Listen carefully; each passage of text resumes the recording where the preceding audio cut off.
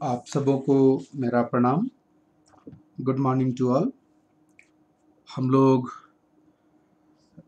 MCom semester 4 का एक paper देख रहे हैं, जिस पेपर का नाम है corporate governance, ethics and social responsibility of business, जिसका पेपर कोड है CC कॉम 403। हम लोग इस पेपर के यूनिट 1 सेगमेंट को डील कर रहे हैं, जो कि बिजनेस एथिक्स से रिलेटेड है। और आज का जो मेरा टॉपिक है ना, ये बहुत ही आसान टॉपिक है। एकदम सिंपल और सहज टॉपिक लेकर के आए हुए हैं आज हम। आपको दिख रहा है स्क्रीन में, नीड्स ऑफ बिजनेस एथिक्स। क्या आवश्यकता है बिजनेस एथिक्स की, है ना। क्यों बिजनेस एथिक्स की हम बात करते हैं आज। तो अगर ये टॉपिक हम लोग डील नहीं भी करें ना, और एग्जाम में आपका क्वेश्चन आ जाए नहीं, काफ़ी इम्पॉर्टेंट है एकदम। हमको लग रहा है कि ये क्वेश्चन आपको देगा कि बिजनेस एथिक्स से आप क्या समझते हैं, क्या नीड है बिजनेस एथिक्स का। तो काफ़ी इम्पॉर्टेंट सवाल है, काफ़ी इम्पॉर्टेंट है आप लोगों के एग्जामिनेशन पॉइंट ऑफ व्यू से। तो इम्पॉर्टेंट है लेकिन ईजी है ना। आप इसका आंसर खुद भी कर सकते हैं। जैसे कि देखिए ना, the development of a business has an impact on the life style of a businessman.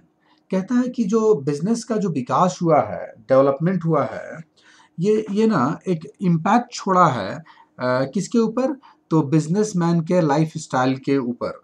जो बिजनेस का विकास हुआ है, तो ये जो बिजनेस का जो विकास हुआ है, हर बिजनेसमैन के लाइफ स्टाइल पर कुछ ना कुछ इम्पैक्ट छोड़ा है, प्रभाव डालता है ना, प्रभाव डाला है।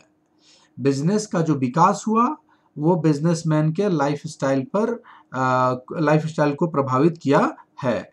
The behaviour of a businessman, ध्यान दीजिएगा, बिजनेसमैन का जो बिहेवियर है has close relationship with his life style.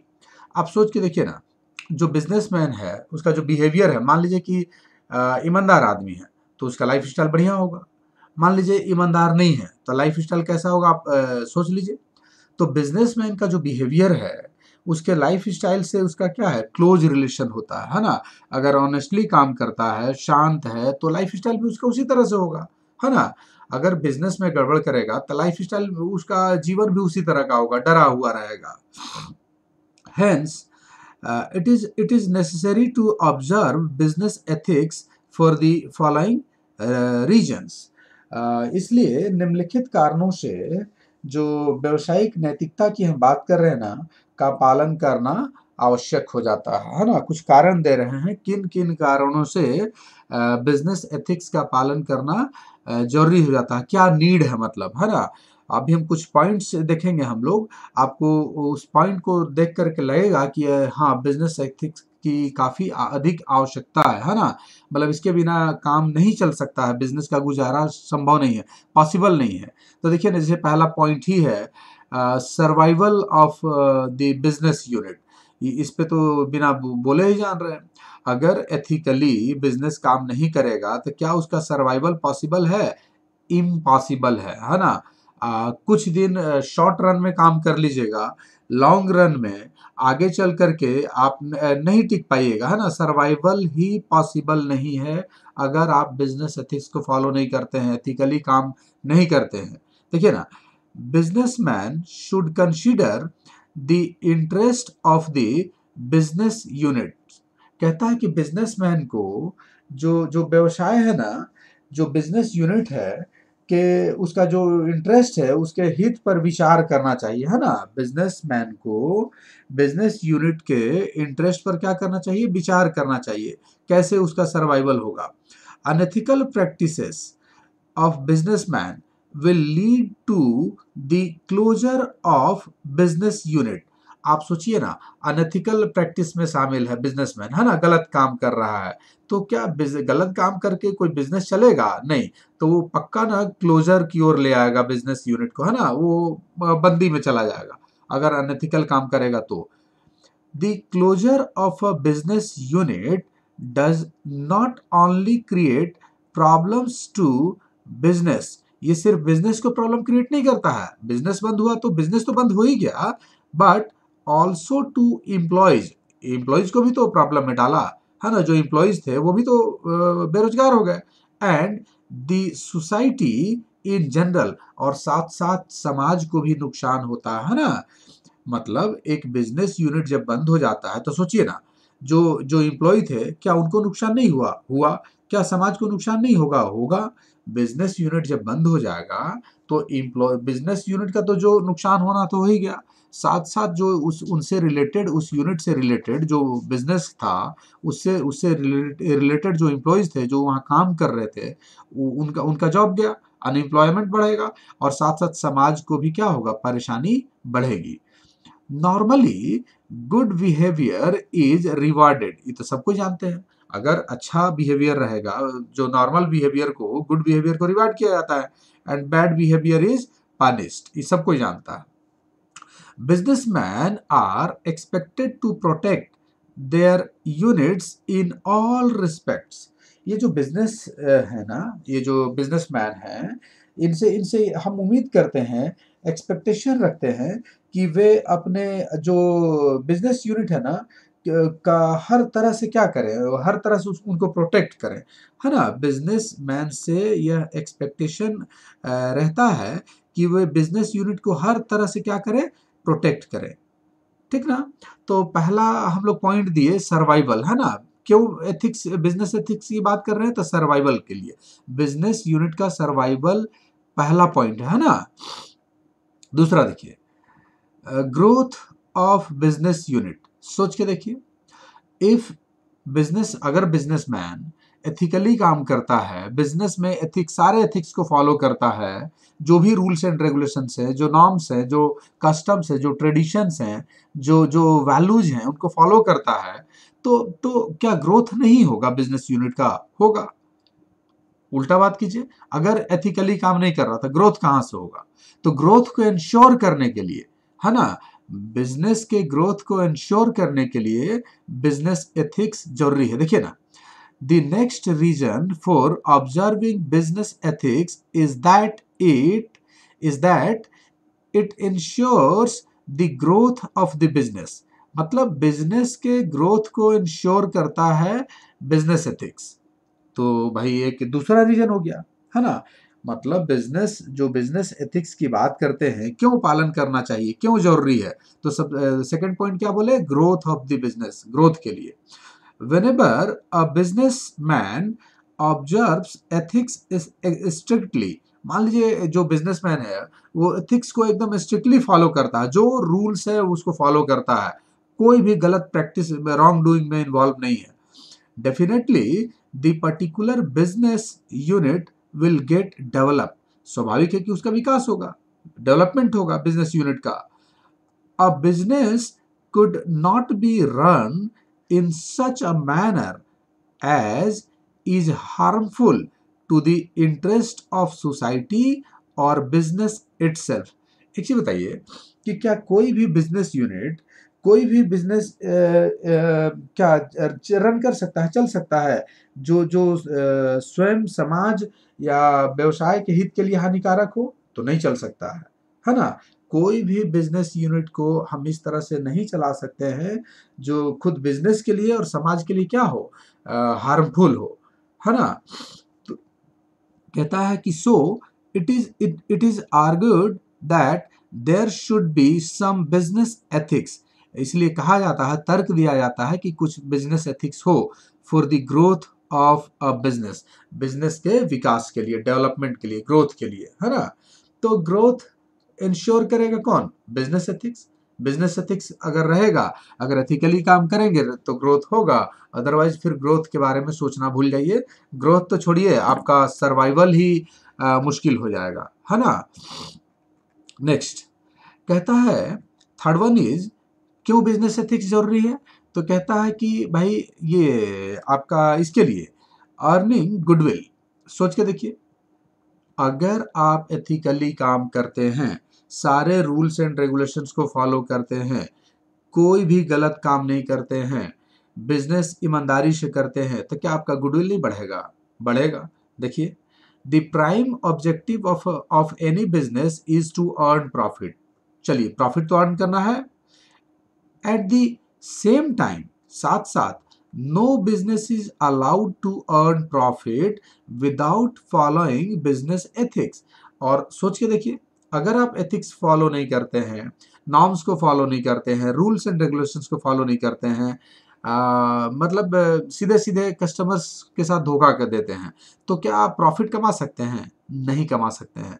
ये प्रॉफिट आप तभी कमा सकते हैं जब आप बिजनेस एथिक्स को फॉलो करेंगे, ईमानदारी से, strictly. If business ethics are properly followed by a business, एक बिजनेस के द्वारा प्रॉपरली फॉलो किया जाता है बिजनेस एथिक्स को, automatically the particular business unit earns a good name among the people. जब आप एथिकली काम करेंगे तो ये स्वतः अपने आप ना पब्लिक के बीच में आपका नाम आ जाएगा, पब्लिक आपको जानने लगेंगे, है ना, आपका गुडविल क्रिएट होगा। सीधे सीधे अगर आप एथिकली काम करेंगे तो आपको आपकी एक पहचान बन जाएगी मार्केट में, आपका गुडविल बढ़ेगा। If you are not following business ethics, आपका पहले दो पॉइंट तो बता ही दिए, सर्वाइवल, ग्रोथ तो छोड़िए, सर्वाइवल ही मुश्किल हो जाएगा। सो अगर गुडविल अर्न करना है तो आपको बिजनेस एथिक्स को फॉलो करना पड़ेगा। Fourth one is improving the confidence. ये कॉन्फिडेंस इंप्रूव करने की बात कर रहा, ऐसे ही सोच के देखिए, पॉइंट को अभी छोड़िए। ये कॉन्फिडेंस इंप्रूव कैसे होगा? अगर आप एथिकली काम करते हैं, बिजनेस एथिक्स को फॉलो करते हैं, तो बाहर के लोगों का ट्रस्ट आपके ऊपर बनेगा, एम्प्लॉय का ट्रस्ट आपके ऊपर बनेगा, है ना। तो ये जो कॉन्फिडेंस इंप्रूव करने की बात बोल रहे हैं, तो ये किसके थ्रू होगा? बिजनेस एथिक्स के थ्रू होगा। अगर आप एथिक्स फॉलो नहीं करते हैं तो काहे का विश्वास आपके ऊपर कोई करेगा? कोई नहीं करेगा, है ना। देखिए ना, business ethics business ethics is essential for improving the trust of customers, employees and other stakeholders।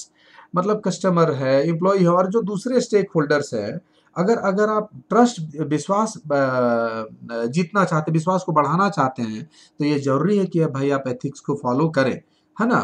ये बिजनेस एथिक्स एसेंशियल हो जाता है। It is very difficult for the business unit to survive if the business units fails in this regard। अगर भाई आप business ethics को follow नहीं करते हैं तो आपका सर्वाइवल तो मुश्किल हो ही जाएगा, बहुत डिफिकल्ट हो जाएगा बिजनेस यूनिट को सर्वाइव करना, है ना। The business unit follow ethics, if the business units follow ethics in business, अगर फॉलो करते हैं, then everyone holds a trust on those units। जो बिजनेस यूनिट बिजनेस एथिक्स को फॉलो करता है, तब सारे लोगों का उस यूनिट पर, उस बिजनेस यूनिट पर के ऊपर क्या होता है? विश्वास बढ़ता है, विश्वास बन जाता है ना। लोगों का ट्रस्ट, मतलब कि आपके ऊपर बन जाता है, उन इकाइयों पर विश्वास हो जाता है। अगर आप फॉलो नहीं करेंगे तो कहाँ से होगा?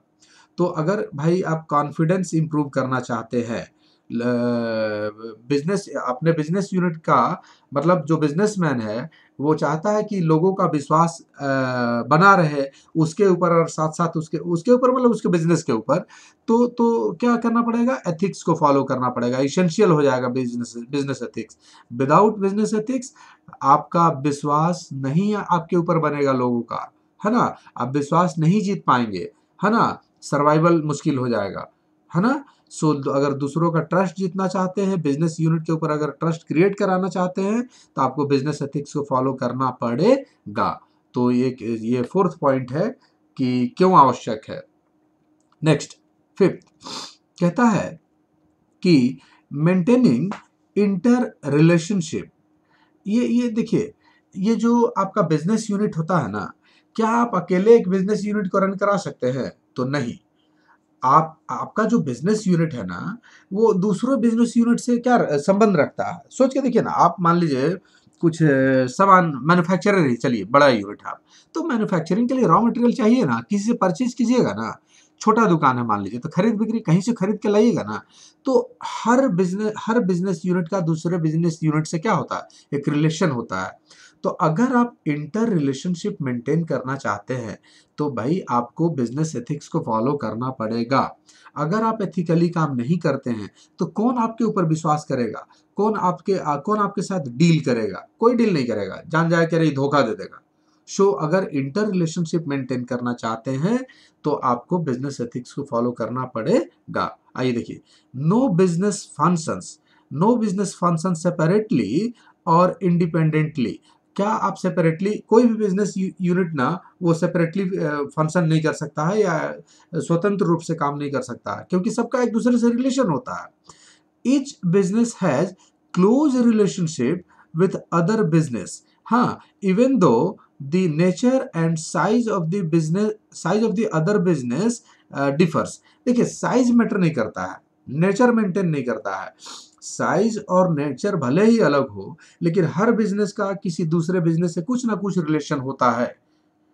It is expected that each business unit should have a smooth relationship with others, है ना? मतलब ऐसा उम्मीद किया जाता, मतलब कि क्या है ना कि it is expected that each business unit should have a smooth, क्या होता है, रिलेशनशिप होता है दूसरों के साथ में, है ना?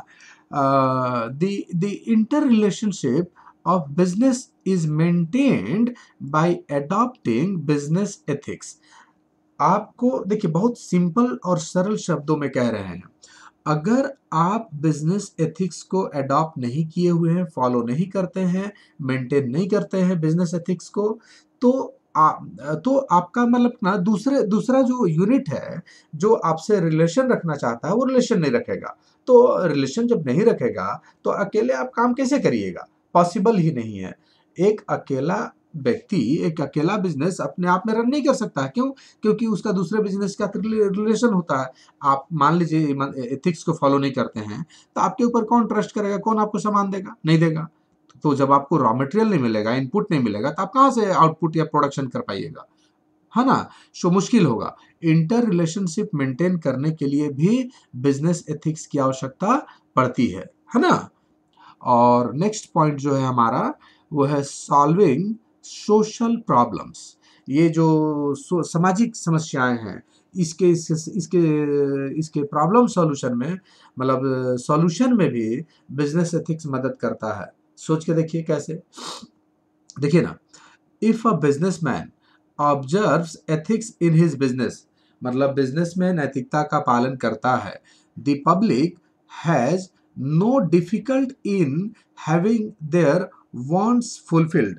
तो जनता को ना, जो पब्लिक है, उनकी उनकी जो इच्छाएं हैं, जो जो उनका नीड है, पूरी करने में कोई कठिनाई नहीं होती है ना? मतलब कि जो उनका जो वांट है, जो नीड है, वो इजीली फुलफिल कर पाते हैं, पूरा करने में कोई दिक्कत नहीं होता है। बात को समझिए। If businessman observe ethics in business, अगर एथिक्स को फॉलो करता है बिजनेस, तो पब्लिक हैव नो डिफिकल्ट, है ना, कोई डिफिकल्ट नहीं होता है in having their wants fulfilled, उनके जो वांट्स है फुलफिल करने में पब्लिक को कोई दिक्कत नहीं होती है, जो एथिकली काम करते हैं उनके साथ। There is no bargaining between the businessman and public. जब एथिकली काम करता है बिजनेस बिजनेस कोई भी बिजनेस यूनिट, तो बिजनेसमैन और पब्लिक के बीच में कोई बार्गेनिंग भी नहीं होता है ना? There is a fair treatment of an employ by them. देर कहता है कि एम्प्लॉय के साथ में क्या होता है? फेयर ट्रीटमेंट होता है, उचित व्यवहार होता है ना? जो कर्मचारी हैं उनके साथ गलत व्यवहार नहीं होता है, फेयर ट्रीटमेंट होता है। This will avoid social problems like strike, lockout, etc. आप सोचिए ना, अगर बिजनेस यूनिट जो एम्प्लॉयज हैं उनके साथ फेयर ट्रीटमेंट करता है ना, कोई रॉन्ग डूइंग में बिजनेस इन्वॉल्व नहीं है, तो जो एम्प्लॉय वो सेटिस्फाइड रहेंगे। तो जब सेटिस्फाइड रहेंगे तो जो सोशल प्रॉब्लम्स है, जैसे कि स्ट्राइक है, लॉकआउट है, क्या ये सब होगा? नहीं होगा। अगर किसी भी एम्प्लॉय का कोई ग्रीवांस ही नहीं रहेगा तो कहाँ से ये सब प्रॉब्लम आएगा? और ग्रीवांस कब नहीं रहेगा? जब बिजनेस एथिकली काम करेगा, कस्टमर्स ये एम्प्लॉय का सुनेगा, एम्प्लॉय के हर बात को समझेगा। तो ये सब कुछ पॉइंट्स थे, है ना? कोई हमसे पूछे, एक बार देखिए फिर से जल्दी से, कि बिजनेस यूनिट जो बिजनेस एथिक्स की बात करते हैं, क्यों आवश्यक है, क्या नीड है। तो number 1 is survival, number 2 is growth, है ना, number 3 is goodwill earning, number 4 is confidence improve करने की बात बोल रहा है ना, जो दूसरे का कॉन्फिडेंस इंप्रूव करना है, जो कस्टमर्स, एम्प्लॉय, स्टेक होल्डर्स है।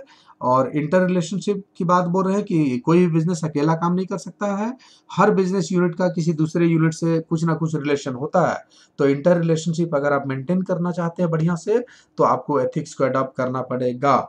और जो सोशल प्रॉब्लम्स है, स्ट्राइक, लॉकआउट, ये सब ना हो, तो इसके लिए भी आपको एथिकली बिहेव करना पड़ेगा, काम करना पड़ेगा, बिजनेस एथिक्स को बिजनेस में फॉलो करना पड़ेगा, है ना। सो आसान टॉपिक था आज का हमारा, और हमको ऐसा लगता है कि आपको ये टॉपिक समझ में भी आ गया होगा। प्लीज़ लाइक करें, आपके लाइक करने से ना हम लोगों का हिम्मत बढ़ता है। और अगर अभी तक आप चैनल को सब्सक्राइब नहीं किए हैं, तो काइंडली चैनल को सब्सक्राइब कर लें, क्योंकि अगला आपको नोटिफिकेशन उससे पता चल जाए कि क्या हमारा लेक्चर आने वाला है। आप सबों को हमारे साथ लाइव बने रहने के लिए thanks. Have a good day to all.